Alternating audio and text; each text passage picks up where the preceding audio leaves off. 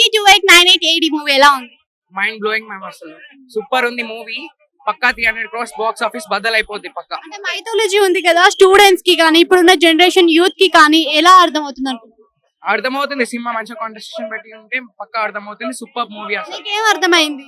ఏమర్థమైందంటే cinema చెప్తే reveal చేస్తే ఎవరు చూడరు మళ్ళీ, అందుకే చెప్తారు. అంటే నీకు అర్థమైందా ఫస్ట్? సూపర్. దీంట్లో ప్రభాస్ ని మెయిన్ హీరో అయినప్పటికీ కూడా చాలా తక్కువ టైం చూపించారు కదా, సో దానిపైన ఫ్యాన్స్ ఏం ఫీల్ అవ్వరు అంటారు? ప్రభాస్ ఎన్నిసార్లు వచ్చినా ఆయన పవర్ అంతే అది. అశ్వత్థామగా అమితాబ్ బచ్చన్ గారు ఎలా చేశారు? సూపర్, అయిన క్యారెక్టర్ అయితే సూపర్ అసలు. గూస్ బంప్ సీన్స్ అవి పక్కా.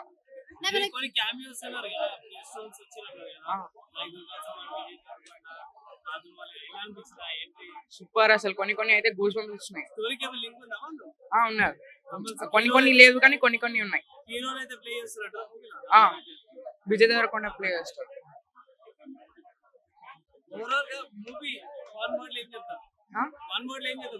బాక్స్ ఆఫీస్ బద్దలు అయిపోద్ది.